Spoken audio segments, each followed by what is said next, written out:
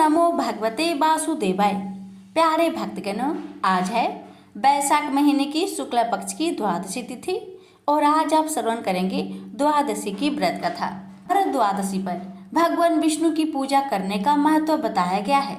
इस तिथि पर भगवान विष्णु के 12 नामों से पूजा करनी चाहिए। साथ ही ब्राह्मण भोजन या जरूरतमंद लोगों को अन्न दान करना चाहिए। द्वादशी के दिन चावल का दान करना बहुत शुभ माना जाता है। ऐसा कहा जाता है कि इस दिन चावल का दान करने से व्यक्ति को सभी परेशानियों से छुटकारा मिल सकता है और सौभाग्य की प्राप्ति भी हो सकती है। इतना ही नहीं, एकादशी की अगले दिन यानी द्वादशी के दिन चावल का दान करने से दुगने फल की प्राप्ति होती है। आइए प्यारे भक्तगणों, श्रवण करते हैं एकादशी व्रत की पारण से जुड़ी सभी कथाएं एक साथ। कथा को पूरा सुनिए और दूसरे भक्तों के पास भी शेयर करें। कथा इस प्रकार है। एक बार राधा रानी जी सखी से बोली, सखी तुम श्री कृष्ण की प्रसन्नता के लिए किसी देवता की ऐसा पूजा बताओ जो परम सौभाग्यवर्धक हो। तब समस्त सखियों में श्रेष्ठ चंद्रनन्ना ने अपने हृदय में एक क्षण तक कुछ विचार किया।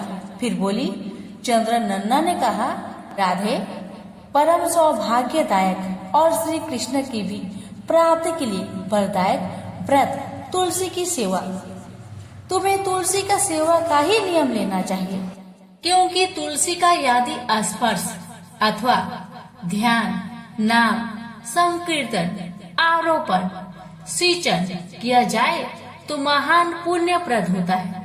राधे जो प्रतिदिन तुलसी की 9 प्रकार से भक्ति करते हैं वे कोटि सहस्त्र योग तक अपने उस सत्कृत्य का उत्तम फल भोगते हैं। मनुष्य की लगाई हुई तुलसी जब तक शाखा पर शाखा, बीज, पुष्प और सुंदर दलों के साथ पृथ्वी पर बढ़ती रहती है, तब तक उनके वंश में जो जो जन्म लेता है वो सभी हो 1000 कल्पों तक श्री हरि के धाम में निवास करते हैं। जो तुलसी मंजरी सिर पर रखकर प्राण त्याग करता है वो सैकड़ों पापों से युक्त क्यों न हो, यमराज उसकी ओर देख भी नहीं सकता। इस प्रकार चंद्रनन्ना की कही बात सुनकर राजेश्वरी श्री राधा ने साक्षात श्री हरि को संतुष्ट करने वाले तुलसी सेवन का व्रत आरंभ किया। केतकी वन में 100 हाथ गोलाकार भूमि पर बहुत ऊंचा और अत्यंत मनोहर श्री तुलसी का मंदिर बनवाया, जिसकी दीवार सोने से जड़ी थी और किनारे किनारे पद्म राग मणि लगी थी। वहाँ सुंदर सुंदर पन्ने हीरे और मोतियों के परकोटे से अत्यंत सुशोभित था और उसके चारों ओर परिक्रमा के लिए गली बनाई गई थी, जिसकी भूमि चिंतामणि से मंडित थी। ऐसे तुलसी मंदिर के मध्य भाग में हरे पल्लवों से सुशोभित तुलसी की स्थापना करके श्री राधा ने अभिजीत मुहूर्त में उनकी सेवा पारण की। व्रत आरंभ करके उन्होंने प्रत्येक मास पृथक पृथक रस से तुलसी को सींचा। कार्तिक महीने में दूध से सींचा, मार्गशीर्ष मास में ईख के रस से सींचा, पौष में दक्षरा रस से, माघ में 12 मासी आम के रस से, फाल्गुन मास में अनेक वस्तुओं से मिश्रित मिश्री के रस से और चैत्र मास में पंचामृत से सींचा और वैशाख कृष्ण प्रतिपदा के दिन उद्यापन का उत्सव किया। उन्होंने 2 लाख ब्राह्मणों को 56 भोगों से तृप्त करके वस्त्र और आभूषणों के साथ दक्षिणा दी। मोटे मोटे दिव्य मोतियों का एक भार और स्वर्ण का 1 कोटि भार श्री गंगाचार्य को दिया। उस समय आकाश से देवता तुलसी मंदिर पर फूलों की वर्षा करने लगे। उसी समय स्वर्ण सिंहासन पर विराजमान हरिप्रिया तुलसी देवी प्रकट हुई। उनके 4 भुजाएं थी, कमल दल के समान विशाल नेत्र थे, 16 वर्ष की सी अवस्था और श्याम कांति थी। मस्तक पर हेममय किरीट प्रकाशित था और कानों में कंचनमय कुंडल झलमला रहे थे। गरुड़ से उतरकर तुलसी देवी ने रंगवल्ली जैसे श्री राधा जी को अपनी भुजाओं से अंक में भर लिया और उनके मुख चंद्र का चुम्बन किया। तुलसी बोली, कलावती राधे, मैं तुम्हारी भक्ति से प्रसन्न हूँ। यहाँ इंद्रिय, मन, बुद्धि और चित्त द्वारा जो जो मनोरथ तुमने किया है वह सब तुम्हारे सम्मुख सफल हो। इस प्रकार हरिप्रिया तुलसी को प्रणाम करके वृषभानु नंदिनी राधा ने उनसे कहा, देवी, गोविंद के युगल चरणों में मेरी अहेतु की भक्ति बनी रहे।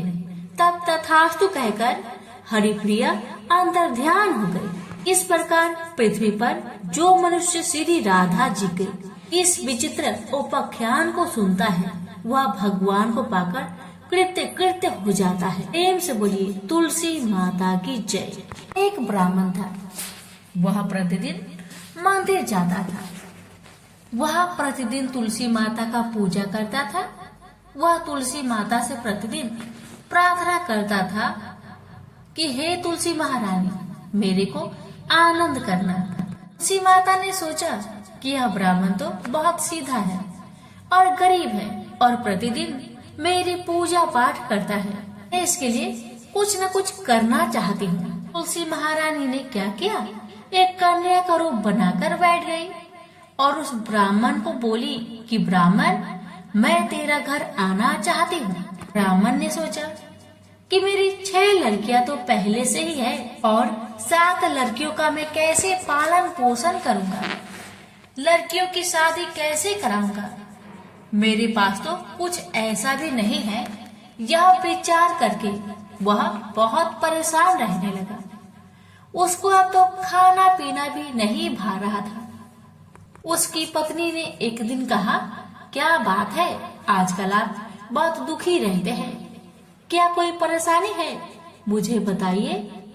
तो इस पर ब्राह्मण बोला कि मैं रोज मंदिर जाता हूँ, वहाँ पर एक छोटी सी सुंदर कन्या बैठी रहती है और वह मुझसे कहती है कि ब्राह्मण, मैं आपके घर आऊंगी। यही सोचकर मैं काफी परेशान रहने लगा हूँ। मेरी तो पहले से ही 6 लड़कियां हैं, अगर उसे लेकर चलाऊंगा तो 7 लड़की हो जाएगी, फिर मैं सबका पालन पोषण कैसे करूंगा। ब्राह्मणी बोली, अरे इसमें परेशान होने की क्या बात है, आ रही है तो आने दो। ब्राह्मण बोला कि पहले से ही अपने 6 लड़कियां तो है ही, उनकी भी तो अपनी शादी भी करवानी है। तो इस पर ब्राह्मणी बोली कि अरे ये तो कोई बात नहीं है, अपनी 6 लड़कियां की शादी करवाएंगे, वैसे ही 7वीं की भी करवा देंगे। अपन 7 लड़कियों की शादी साथ में करवा देंगे।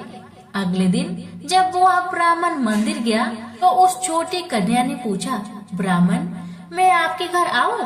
तो ब्राह्मण बोला, हाँ चल बेटा चल। उनको वो अपने घर लेकर आ गया। इसी माता के कन्या के रूप में ब्राह्मण के घर में आने पर घर आनंद ही आनंद हो गया। घर में लक्ष्मी की बारिश हो गई। जब ब्राह्मण 7 कन्याओं की शादी के लिए वर ढूंढने जाने लगे तो उस छोटी सी कन्या ने कहा कि मेरे तो शालिग्राम जी के मंदिर में जाकर शालिग्राम जी को बोलना कि वह बारात लेकर आए। मेरी 6 बहनों के लिए आप अपने इच्छा अनुसार वर ढूंढ लेना। तुलसी महारानी के मेहरबानी से, उनकी कृपा से उसके तो सब जेवर, कपड़ा, खाना सब तैयार हो गए और अच्छी धूमधाम से उनकी शादी भी हो गई। और उस ब्राह्मण के तुलसी माता टुटमान हुई। तुलसी माता, जैसे आप ब्राह्मण पर अपनी कृपा बरसाए वैसे हम पर भी कृपा बरसाना, और जैसे आनंद ब्राह्मण के करा वैसे हम सब की करना। प्रेम से बोलिए तुलसी महारानी की जय। तुलसी से जुड़ी एक कथा बहुत प्रचलित है। श्रीमद् देवी भागवत पुराण में इनके अवतरण की दिव्य लीला कथा भी बनाई गई है। एक बार शिव ने अपने तेज को समुद्र में फेंक दिया था। उससे एक महातेजस्वी बालक ने जन्म लिया। यह बालक आगे चलकर जलंधर के नाम से पराक्रमी दैत्य राजा बना। इसकी राजधानी का नाम जलंधर नगरी था। दैत्यराज कालनेमी की कन्या वृंदा का विवाह जलंधर से हुआ। जलंधर महाराक्षस था। अपनी सत्ता के मद में चूर उसने माता लक्ष्मी की पाने की कामना से युद्ध किया परंतु समुद्र से ही उत्पन्न होने के कारण माता लक्ष्मी ने उसे अपने भाई के रूप में स्वीकार किया। वहां से पराजित होकर वह देवी पार्वती को पाने की लालसा से कैलाश पर्वत पर गया। भगवान देवाधिदेव शिव का ही रूप धरकर माता पार्वती के समीप गया, परंतु माँ ने अपने योग बल से उसे तुरंत पहचान लिया तथा वहां से अंतर ध्यान हो गई। देवी पार्वती ने क्रोध होकर सारा वृत्तांत भगवान विष्णु को सुनाया। जालंधर की पत्नी वृंदा अत्यंत पतिव्रता स्त्री थी। उसी के पतिव्रत धर्म की शक्ति से जालंधर न तो मारा जाता था और न ही पराजित होता था। इसलिए जालंधर का नाश करने के लिए वृंदा के पतिव्रत धर्म को भंग करना बहुत जरूरी था। इसी कारण भगवान विष्णु ऋषि का वेश धारण करके वन में जा पहुँचे, जहाँ वृंदा अकेली भ्रमण कर रही थी। भगवान के साथ दो मायावी राक्षस भी थे, जिन्हें देखकर वृंदा भयभीत हो गई। ऋषि ने वृंदा के सामने पल में दोनों को भस्म कर दिया। उनकी शक्ति देखकर वृंदा ने कैलाश पर्वत पर महादेव के साथ युद्ध कर रहे अपने पति जालंधर के बारे में पूछा। ऋषि ने अपने माया जाल से दो बानर प्रकट किए। एक बानर के हाथ में जालंधर का सिर था तथा दूसरे के हाथ में धड़। अपने पति की यह दशा देखकर वृंदा मूर्छित होकर गिर पड़ी। होश में आने पर उन्होंने ऋषि रूपी भगवान से विनती की कि वह उसके पति को जीवित करे। भगवान ने अपनी माया से पुनः जालंधर का सिर धड़ से जोड़ दिया, परंतु स्वयं भी वह उसी शरीर में प्रवेश कर गए। वृंदा को इस छल का जरा भी आभास न हुआ।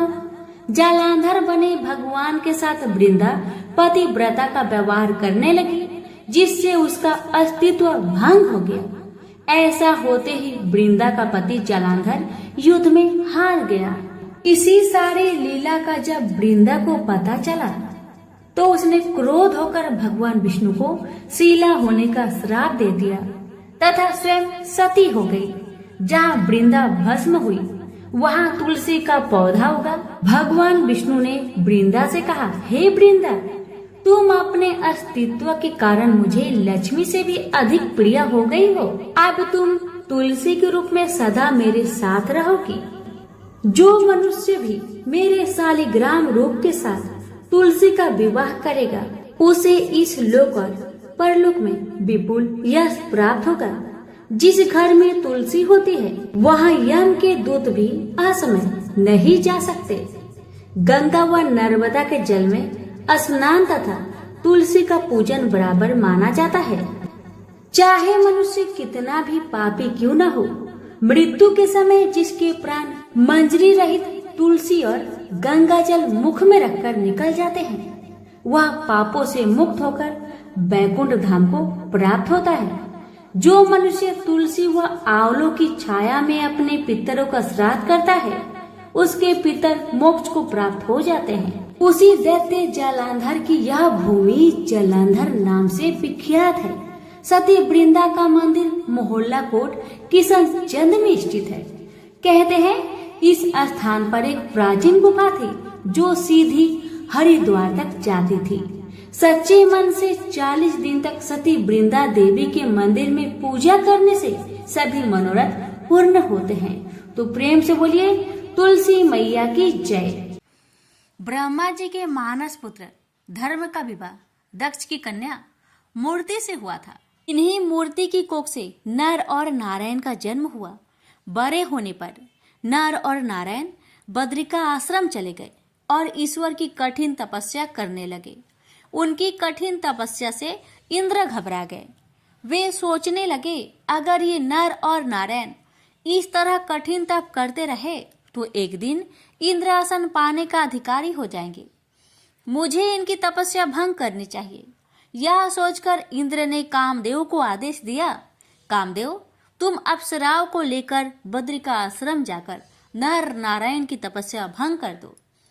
इंद्र की आज्ञा पाकर कामदेव अप्सराओं को साथ लेकर बद्रिका आश्रम पहुंचा और नर नारायण की तपस्या भंग करने की कोशिश करने लगा, लेकिन नर और नारायण पर कामदेव की माया का कोई प्रभाव नहीं पड़ा।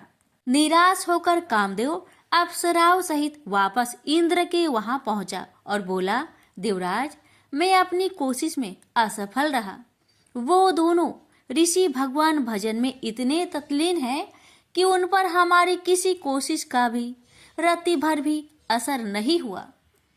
इंद्र बोले, कोई बात नहीं, मैं किसी अन्य तरीके से उन्हें साधना से विचलित करने की कोशिश करूंगा। इंद्र ने अनेक कोशिशें की, किंतु अपनी हर कोशिश में नाकामयाब रहा। पर इस बीच एक ऐसा संयोग बन गया कि इंद्र को अपनी मनचाही मुराद पूरी होते दिखाई देने लगी। एक दिन महर्षि च्यवन नकुलेश्वर तीर्थ में नर्मदा में स्नान करने पधारे। अभी उन्होंने जल पर पैर रखा ही था कि तभी एक सांप ने उनका पैर थाम लिया। महर्षि ने पैर छुड़ाने की बहुत कोशिश की, लेकिन पैर छोड़ने के बजाय सांप ने अपनी जकड़ में और तेज कर दी। वे दर्द से कराह उठे। आह, मेरा पूरा जिस्म सुन्न हो गया। अरे छोड़ दुष्ट, नहीं छोड़ता, जा, मैं तुझे श्राप देता हूँ कि इसी क्षण से तू विषहीन हो जाएगा। ऋषि के श्राप से सांप विषहीन हो गया। ऋषि भी बेहोश हो गए, लेकिन उसने ऋषि को नहीं छोड़ा। वह च्यवन को पाताल लोक ले गया। पाताल में पहुंचकर जब ऋषि को होश आया, उन्होंने चौंक कर चारों तरफ देखा।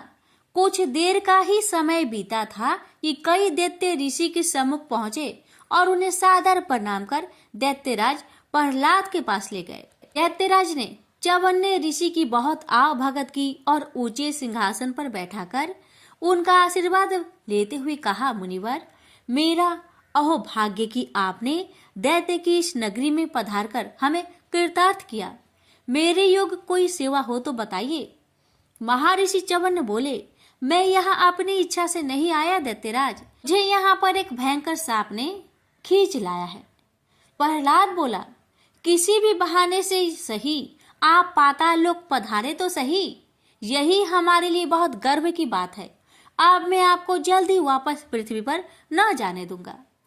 प्रहलाद ने महर्षि की इतना सेवा शुश्रूषा की कि च्यवन ने खुश हो गए।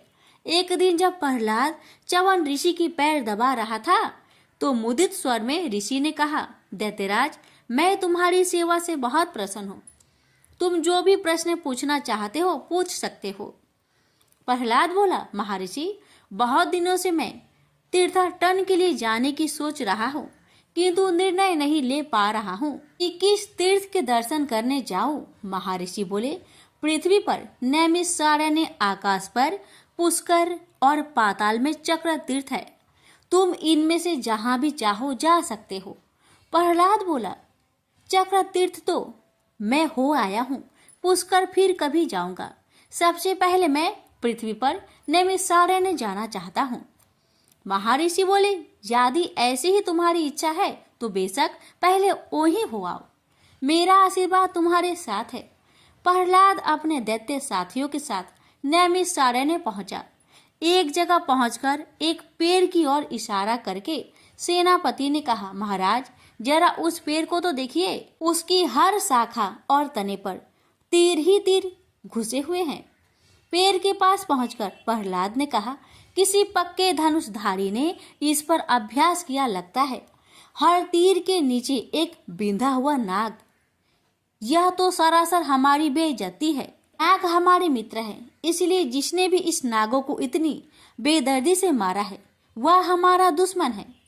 कभी पेड़ के झुरमुट से उन्हें दो तपस्वी निकलते दिखाई दिए, जिनके कंधों पर धनुष बाण थे और जिन्होंने गले में सूत की मालाएं पहनी हुई थी। उनके पास जाकर प्रहलाद ने पूछा, तुम दोनों कौन हैं और इस घनघोर जंगल में क्या कर रहे हो?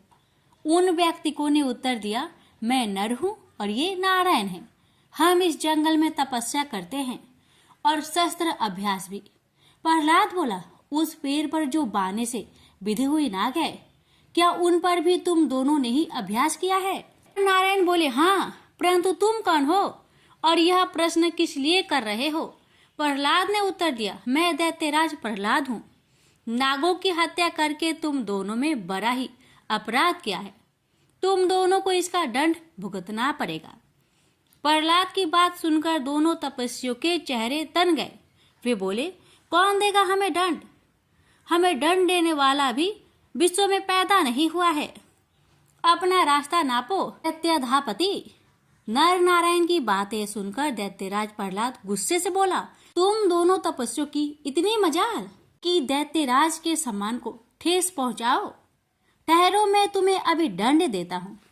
यह कहकर दैत्यराज प्रहलाद ने अपने धनुष पर तीर चढ़ाकर नर की ओर चला दिया, लेकिन नारायण ने उसके तीर को इतनी तेजी के साथ रास्ते में ही काट फेंका कि प्रहलाद भौंकचक्का रह गया।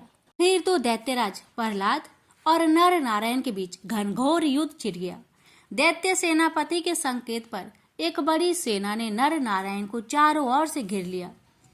नर नारायण अपने तीरों से दैत्यों पर इतनी विकट बाण वर्षा की, दैत्य घबरा गए। दोनों ओर से अग्नि बाण छूटने लगे, पहाड़ टूट टूट कर गिरने लगे, नदियों का जल उछलने लगा, धरती रह रहकर कांप उठी।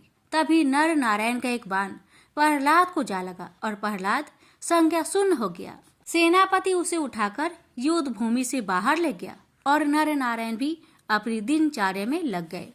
होश आने पर प्रहलाद को अपनी स्थिति का पता लगा तो उसे बहुत दुख हुआ। उसने सोचा, इतना बड़ा धनुर्धारी होते हुए भी मैं उन दो तपस्वियों से कैसे मात खा गया। भगवान विष्णु के पास चलूं और उन्हीं से इस रहस्य का पता चलेगा। यह सोचकर प्रहलाद भगवान विष्णु के पास पहुंचा और बोला, देव, आपका परम भक्त और अस्त्र शस्त्र चालन में प्रवीण होते हुए भी उन दो तपस्वियों ने मुझे कैसे हरा दिया? मैं इस रहस्य को जानना चाहता हूँ। विष्णु बोले, प्रहलाद, तुम तो सिर्फ मेरे भक्त ही हो, किंतु वे दोनों तो मेरे ही स्वरूप है। फिर तुम उन दोनों से कैसे जीत सकते थे? प्रहलाद ने विनय पूर्वक कहा, मुझे क्षमा कर दे प्रभु, मुझे इस बात का पता नहीं था कि वे दोनों आप ही के स्वरूप है। परंतु देव, मैंने युद्ध में उन्हें पराजित करने की प्रतिज्ञा की हुई है। अब उस प्रतिज्ञा का क्या होगा? विष्णु बोले, तुम उन्हें एक दूसरे ढंग से भी पराजित कर सकते हो प्रहलाद। वह कैसे देव? प्रहलाद ने प्रश्न किया। विष्णु बोले, उनकी पूजा आराधना करके उन्हें प्रसन्न करो। अगर वे प्रसन्न हो गए तो समझ लो तुम्हारी विजय हो गई। भगवान विष्णु की बात सुनकर प्रहलाद पुनः नैमिषारण्य में पहुंचा और पूरी भक्ति भाव से नर नारायण की आराधना करने लगा। उसकी कठिन साधना से प्रसन्न होकर नर नारायण ने उसे दर्शन दिए। फिर बोले, हम तुम्हारी आराधना से प्रसन्न हुए दैत्यराज, लेकिन तुमने तो हमें पराजित करने की प्रतिज्ञा की थी। अब हमारी आराधना किस लिए कर रहे हो? प्रहलाद बोला, पहले मुझे आपके वास्तविक स्वरूप का पता नहीं था देव, लेकिन जब भगवान विष्णु ने मुझे बताया कि आप दोनों उन्हीं के प्रति स्वरूप है तो मेरी आंखें खुल गई। मुझे क्षमा कर दीजिए। नर नारायण बोले, हमने तुम्हें क्षमा कर दिया और अब पराजित पुरुष के रूप में हम तुम्हें आशीर्वाद देते हैं कि तुम अक्षय, अविनाशी और अजर अमर रहोगे। इस पृथ्वी पर जब तक एक भी विष्णु भक्त मौजूद रहेगा, उसके भक्त के रूप में तुम्हें हमेशा याद करता रहेगा। प्रहलाद को आशीर्वाद देकर नर नारायण अदृश्य हो गए और प्रहलाद वापस पाताल पहुंचा और दूसरे ही दिन हिरण्याक्ष के पुत्र अंधक को दैत्य का राजपाट सौंपकर वन गमन कर गया। अपना शेष जीवन अपने हरि भजन में व्यतीत किया और हरि कृपा से अंत में बैकुंठ धाम को गया। नर नारायण की वास्तविक स्वरूप का ज्ञान होते ही इंद्र को अपनी भूल का आभास हो गया और उन्होंने फिर नर नारायण की तपस्या में कोई विघ्न डालने की कुचेष्टा नहीं की। प्रेम से बोलिए विष्णु भगवान की जय। गणेश जी की कथा। पौराणिक कथा के अनुसार एक समय की बात है कि भगवान विष्णु का विवाह माता लक्ष्मी जी के साथ निश्चित हुआ। विवाह की सभी तैयारी होने लगी। सभी देवी देवताओं को निमंत्रण भेजे गए, लेकिन भूलवश गणेश जी को निमंत्रण देना रह गया था। इधर भगवान विष्णु की बारात जाने का समय आ चुका था। सभी देवता अपनी पत्नियों के साथ विवाह समारोह में शामिल होने को आए, परंतु सभी देवी देवताओं ने देखा कि गणेश जी कहीं दिखाई नहीं दे रहे हैं। तब उन सभी ने आपस में चर्चा की, क्या गणेश जी को नहीं न्योता दिया गया? या गणेश जी ही नहीं आए हैं। सभी को इस बात पर बहुत आश्चर्य हुआ। इस बात पर उन सभी ने विष्णु भगवान से ही इसका कारण पूछा। विष्णु भगवान से पूछने पर उन्होंने कहा कि हमने गणेश जी के पिता भोलेनाथ, महादेव और माता पार्वती को न्योता भेजा था। यदि गणेश जी अपने पिता के साथ आना चाहते तो आ जाते। अलग से उन्हें न्योता देने की कोई आवश्यकता भी नहीं थी। दूसरी बात यह है, उनको खाने में 1.25 मन मूंग, 1.25 मन चावल, 1.25 मन घी और 1.25 मन लड्डू का भोजन चाहिए। यदि गणेश जी नहीं आएंगे तो कोई बात नहीं, दूसरे के घर जाकर इतना सारा खाना पीना अच्छा भी नहीं लगता। इतना वार्ता कर ही रहे थे कि किसी एक ने सुझाव दिया, यदि गणेश जी आते तो उनको द्वारपाल बनाकर बैठा सकते थे कि आप घर की याद रखना। आप तो चूहे पर बैठकर धीरे धीरे चलोगे तो बारात में बहुत पीछे रह जाओगे। यह सुझाव सबको पसंद आ गया तो फिर विष्णु भगवान ने भी अपनी सहमति दे दी। तब गणेश जी को निमंत्रण देकर आमंत्रित किया और उनको समझा बुझाकर घर की रखवाली करने को बैठा दिया गया। बारात चल दी। तब नारद जी ने देखा कि गणेश जी तो दरवाजे पर ही बैठे हुए हैं, तो वे गणेश जी के पास गए और रुकने का कारण पूछा। गणेश जी कहने लगे कि विष्णु भगवान ने मेरा बहुत अपमान किया है। नारद जी ने कहा कि आप अपनी मूषक सेना आगे भेज दो तो वह रास्ता खोद देगी, जिससे उनके वाहन धरती में धंस जाएंगे। तब आपको सम्मान पूर्वक बुलाना पड़ेगा। अब तो गणेश जी ने अपनी मूषक सेना को आदेश दिया, जाओ, और सेना ने जमीन पोली कर दी। जब बारात वहां से निकली तो रथों के पहिए धरती में धंसने लगी। लाख कोशिश की परंतु पहिए नहीं निकले। सभी ने अपने अपने उपाय किए परंतु पहिए तो नहीं निकले, बल्कि जगह जगह से टूटने लगे। किसी को समझ में नहीं आ रहा था कि अब क्या किया जाए। तब तो नारद जी ने आकर कहा, आप लोगों ने गणेश जी का अपमान किया, जिस कारण यह विघ्न आ रहे हैं। यदि उन्हें मनाकर लाया जाए तो आपका कार्य सिद्ध हो सकता है और यह संकट टल सकता है। शंकर भगवान ने अपने दूत नंदी को भेजा और वे गणेश जी को लेकर आए। गणेश जी का आदर सम्मान के साथ पूजन किया गया। फिर रथ के पहिए निकलने लगे और यह संकट टल गया। अब रथ के पहिए निकल तो गए परंतु वे टूट फूट गए थे, तो उन्हें सुधारे कौन। पास के खेत में एक खाती काम कर रहा था। उसे बुलाया गया। खाती अपना कार्य करने से पहले श्री गणेशाय नमः कहकर गणेश जी की वंदना मन ही मन करने लगा। देखते ही देखते खाती ने सभी पहियों को ठीक कर दिया। तब खाती कहने लगा कि हे देवताओं, आपने सर्वप्रथम गणेश जी को नहीं मनाया होगा और न ही उनकी पूजन की होगी, इसलिए तो आपके साथ यह संकट आया है। मैं तो मूर्ख अज्ञानी हूँ, फिर भी पहले गणेश जी को पूजते हैं, उनका ध्यान करते हैं। आप लोग तो देवगण हैं, फिर भी आप गणेश जी को कैसे भूल गए। अब आप लोग भगवान श्री गणेश जी की जय बोलकर जाए तो आपके सब काम बन जाएंगे और कोई संकट भी नहीं आएगा। ऐसा कहते हुए बारात वहां से चल दी और विष्णु भगवान का लक्ष्मी जी के साथ विवाह संपन्न करा के सभी सकुशल घर लौट आए। हे गणेश जी महाराज, आपने विष्णु को जैसा कार्य सरियो ऐसा कार्य सबको सिद्ध करिजो। बोलिए गजानन भगवान की जय।